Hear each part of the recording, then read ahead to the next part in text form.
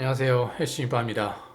오늘은 첫 화면에 Four Republican Senators vs. 21 Congressmen을 첫 화면에 올렸는데 이거를 보신 분들께서 그러니까 미국 유학에 관심 있으신 분들은 이미 어떤 내용을 제가 얘기할지에 대해서 감을 잡으셨으리라 생각을 합니다. 물론 썸네일에서도 제가 어떤 내용에 대해서 이야기할지에 대해서 이렇게 표현을 해놨었는데요. 요약을 드리자면 지금 이민 관련해서 OPT, H1B, 그린 카드 이런 쪽에서 여러 가지 부정적인 메시지들이 나오고 있기 때문에 이런 부분에 대해서 한번 다뤄보려고 하고 있습니다.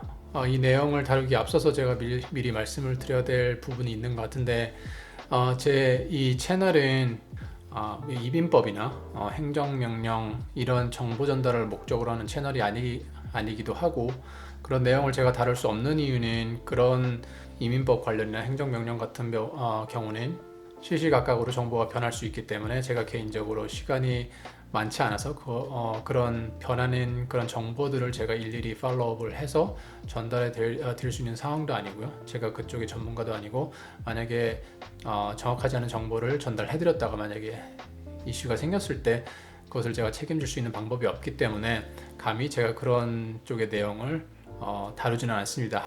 하지만 이 OPT와 H1B 그린카드 관련해서 이런 부정적인 메시지들이 나오는 것은 분명히 당황스러울 법한 변화이기 때문에 이런 상황에서 저는 개인적으로 어떻게 생각하고 어떻게 플랜을 할지에 대해서 제 개인적인 생각을 공유해 보려고 합니다. 그럼 일단 제가 앞에서 언급한 그 Four Republican Senators 하고 그리고 21 Congressmen, 그 사람들이 어떤 메시지를 저에게 줬는지 일단 리뷰를 해봐야 될 것 같은데요. 그 4명의 상원 의원들이 트럼프한테 얘기했던 거는 일단 OPT와 H1B를 suspend 하자는 그런 쪽이었는데요. 그거는 이미 최근에 이 컨그레스맨들이 전달했었던 그 홈런 세큐리티 그쪽에 전달했었던 메시지보다는 훨씬 전에 일어난 일이기 때문에 많은 분들이 더 잘 알고 계실 거라고 생각을 하고요. 이 상원 의원들은 일단 OPT하고 H1B를 싫어하는 사람들이죠. 현재로서는.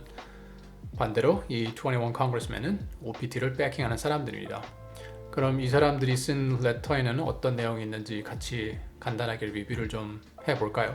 일단 첫 번째 패러그래프에서 저희가 중점적으로 바라봐야 될 게 이 사람들은 OPT를 없애면 안 된다는 주장을 하는 사람들이고요. OPT가 있음으로 해서 물론 미국에 오는 사람들은 미국에 좋은 학교들도 많고 그리고 job market도 굉장히 크고요. 여러 가지 기회가 많기 때문에 오는 이유가 가장 크지만 이 OPT 프로그램이라는 것 자체가 존재를 하기 때문에 유학생들이 미국을 선택하는 이유이기도 합니다. 그래서 이 사람들이 얘기하는 거는 이 유학생 유치를 위해서는 OPT 프로그램이 필요하다고 그렇게 얘기를 하는 거고요. 두 번째 문단 쪽에서 보면 이 사람들은 이 유학생들로 인한 미국의 경제 효과가 어느 정도인지에 대해서 언급을 하고 있는데요. 이 사람들이 평가하기를 41 빌리언 정도 자체를 지금 이 국제 학생들이 미국에 컨트리뷰트 한다고 얘기를 하고 있습니다. 이거는 미국 GDP가 about 21 trillion 정도 되니까 그렇게 GDP 규모로 봤을 때는 큰 포션을 차지하지는 않는데, 교육 쪽이랑 그러니까 미국 대학에서 운영하는 자금 쪽으로만 보자면 41 빌리언 자체가 그렇게 작은 돈이 아니라는 것을 잘 알 수 있습니다.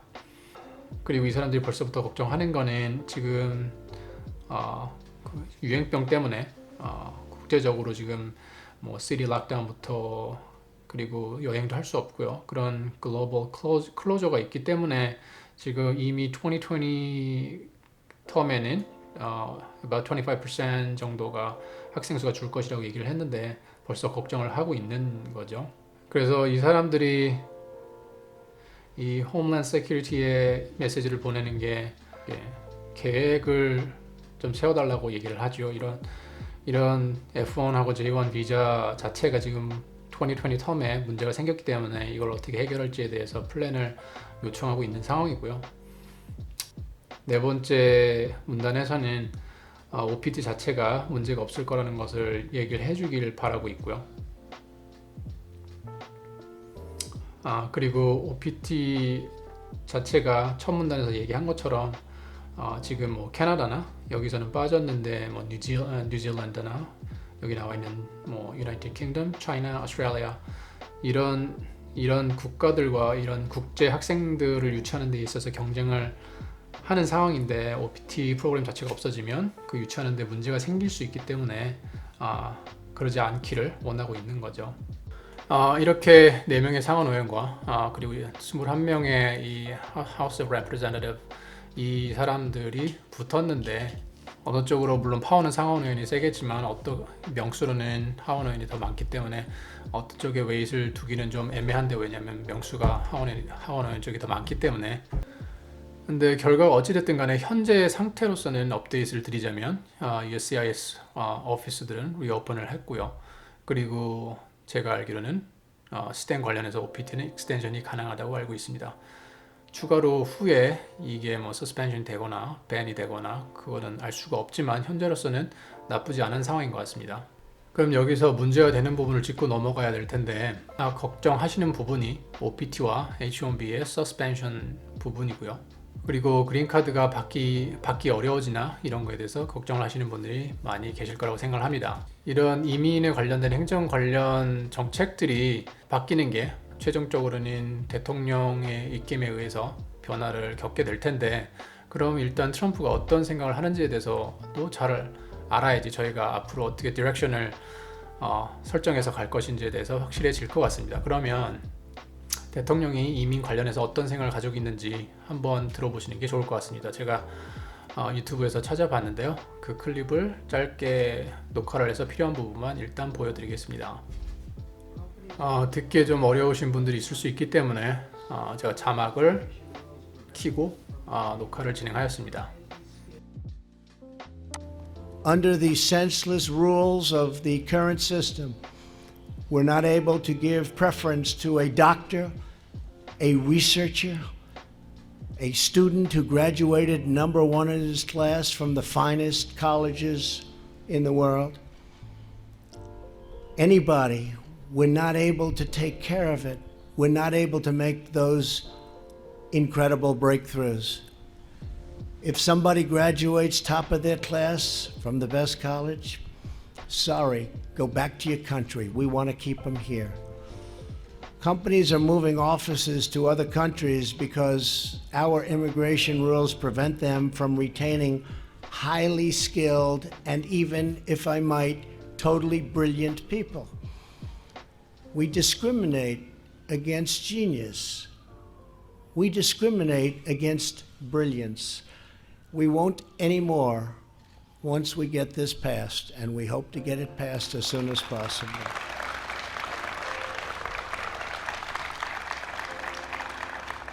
Some of the most skilled students at our world-class universities are going back home because they have no relatives to sponsor them here in the United States, and that's the only way. We want these exceptional students and workers to stay and flourish and thrive in America. Thank you. As a result of our broken rules, the annual green card flow is mostly low wage and low skilled. Newcomers compete for jobs against the most vulnerable Americans and put pressure on our social safety net and generous welfare programs. Only 12% of legal immigrants are selected based on skill or based on merit. In countries like Canada, Australia, and New Zealand, and others, that number is closer to 60 and even 70 and 75% in some cases. The biggest change we make is to increase the proportion of highly skilled immigration from 12% to 57%, and we'd like to even see if we can go higher.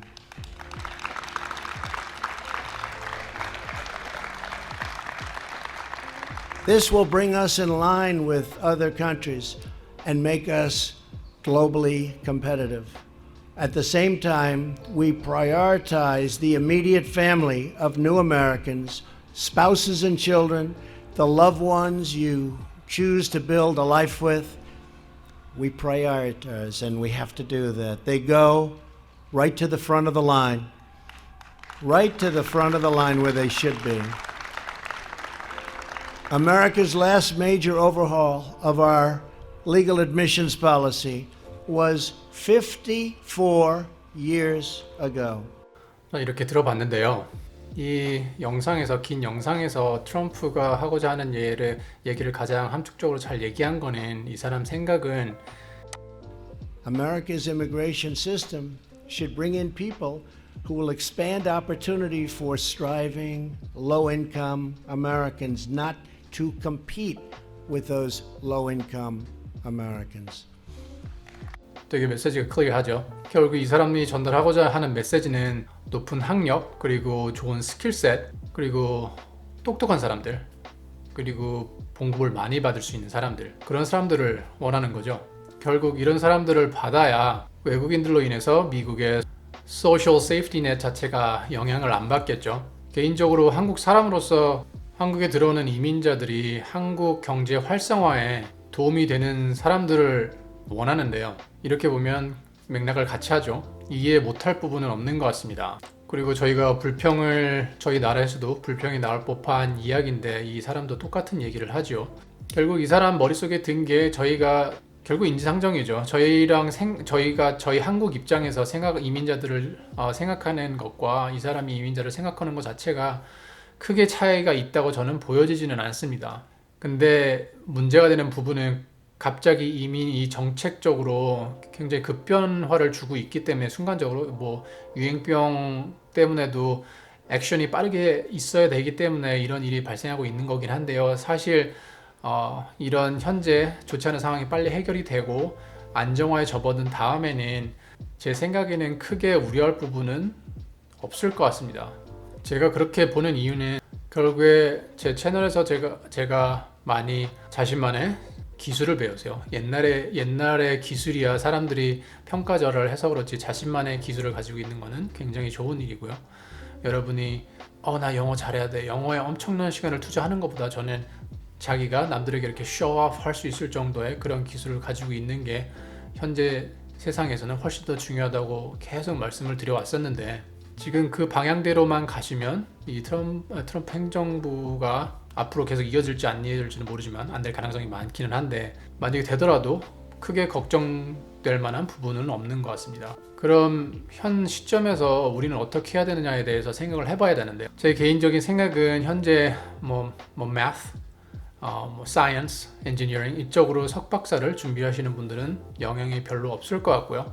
물론 단기적으로 F1이나 그린카드나 이런 게 일시적으로는 영향을 받아서 약간 패닉 상태에 있으신 분들이 있을 텐데 큰 호흡으로 길게 바라보시면 이런 분들은 나중에 훗날에 분명한 자기 자신만의 스킬셋을 가지고 있으시고 높은 웨이지를 보장받으실 수 있기 때문에 미국에서 졸업을 하시고 정착하시는 데는 지금과 크게 다를 것 같지는 않고요.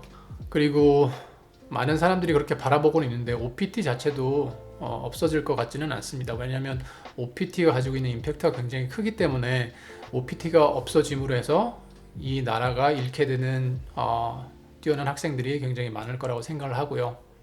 결국에는 이 국제 학생들이 미국 경제에 공헌하는 그 정도를 무시할 수는 없겠죠. 그리고 H1B 비자에 대해서는 현재 미국의 액션은 생각보다 리저너블하다고 생각되고요. 물론 서스펜션 자체가 리저너블하다고 말씀드리는 건 아니고요. 지금은 데스퍼레이트한 상황이기 때문에 어떻게든 그것을 무마하기 위해서 이런 약간 급진적인 정책들을 내놓으려고 하고 있는데 이 H1B 쪽에서 어떤 일이 일어나고 있는지에 대해서 유심히 관찰을 해보시면 이 변화 자체가 그렇게 나쁘지만은 않다는 것을 아실 수 있으리라고 생각을 합니다. 이 서스펜션 관련한 얘기가 아니고요. 아시다시피 미국에서 주어지는 H1B는 정해진 양이 있는데 인도 친구들이 대부분을 가져가는 것을 잘 알고 계실 것 같습니다. 제가 알기로는 about 65 to 70%, 그러니까 70까지는 안 되는 것 같고 그 굉장히 많은 양을 가져가는데요. 지금 그게 굉장히 큰 변화를 맞이하고 있다고 알고 있습니다. 여러분이 뭐 인포시스나 코니전트나 이런 회사 이름을 들어보셨는지는 모르겠지만 이 두 회사가 가장 유명한 회사인데 이 회사들이 인도 학생들을 자기 회사에 이름 올려놓고 뭐 애플나 페이스북, 뭐 구글, 뭐 퀄컴이나 아니면 인텔 뭐 등등 이런 테크 회사들의 파견을 보내서 그 일을 하고 있는 그 회사를 근거를 해서 이제 H1B를 받고 그린카드를 받고 그렇게 해왔었는데요. 이게 굉장히 미국 이미그레이션 시스템에 악영향을 끼쳤었습니다. 이런 회사들 때문에 제 개인적으로 한국 학생들이 불이익을 꽤 많이 받았던 것으로 생각을 하고요. 제가 지금 보여드리는 거는 이민국에서 받아온 자료인데 여기 보시면 커니전트하고 인포시스하고 해서 이 2019 H1B denial rate를 보시면 과거 2015년도 2%, 8% 싱글 디짓이었죠. 그때 비교해서 35%, 56% 정도로 denial rate이 급격하게 증가를 했습니다. 이 말인즉슨 이 부정적인 방법으로 이런 쿼터를 갖다가 가져가는 것 자체가 불공정하다고 봤기 때문에 이렇게 정책적으로 변화가 있는 거고요. 이렇게 보면 실효성이 있는 거죠. 상대적으로 제 개인적으로는 이 정책적으로 변화가 있기 때문에 한국 학생들에게는 반사 이익이 있지 않을까 생각을 합니다. 또 추가적으로 말씀드리고 싶은 부분은 그럼 H1B는 추첨인데다가 어프로브가 나야 받을 수 있는 상황이고 denial rate이 높아졌다는데 아직 보시면 denial rate이 낮은 회사들이 많이 존재를 합니다. H1B가 추첨에다가 그리고 어프로브를 받아야 돼서 굉장히 불안 요소가 많다고 생각이 되시면 왜 굳이 H1B에 목을 매달아야 되는지 저는 개인적으로 잘 모르겠습니다. 물론 저는 공학도, STEM 관련한 분들만 얘기하는 거고요. 다른 분들은 약간 자기 크레덴셜의 퀀티피케이션 자체가 어려울 수 있기 때문에 좀 얘기가 달라지기 때문에 그분들에 대한 언급을 하는 건 아니고요. 공학도들이나 그런 과학 쪽 그런 분들을 대상으로 드리는 말씀입니다. 쉽게 말해서 H1B가 그렇게 걱정이 되면 그린카드를 받으면 됩니다. 저 자체도 H1B를 받은 적이 없이 그린카드를 받았고요. 박사 때 했던 걸로 손쉽게 받았고 6개월 만에 영주권을 받았습니다. 그래서 저는 제가 회사를 갈 때도 제가 골라서 갈 수 있었던 상황이었고요.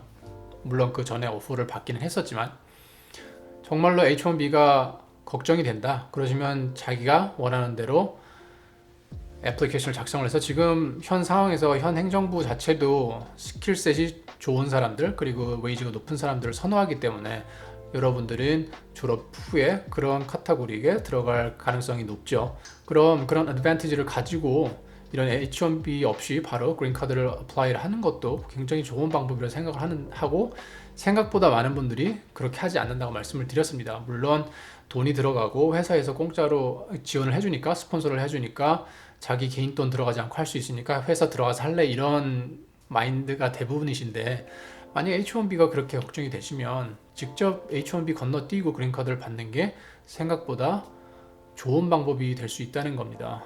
요약을 드리자면 저같이 평범한 사람은 좀 더 잘 먹고 잘 살려면 좀 더 배워야 되는 게 맞는데요. 현 세상은 좀 더 배워야 그나마 밥벌이하기가 좀 더 수월한 세상입니다. 그런 맥락에서 볼 때 계속 공부를 하시고 연구를 하실 분들은 이민법이나 정책이 변화를 한다고 해서 걱정하실 게 없다는 게 제 메시지고요.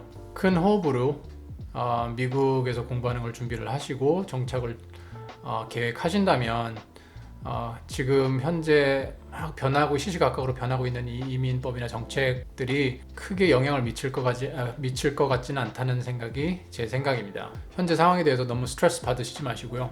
큰 호흡으로 상황에 맞춰서 준비를 하시길 바라겠습니다. 감사합니다.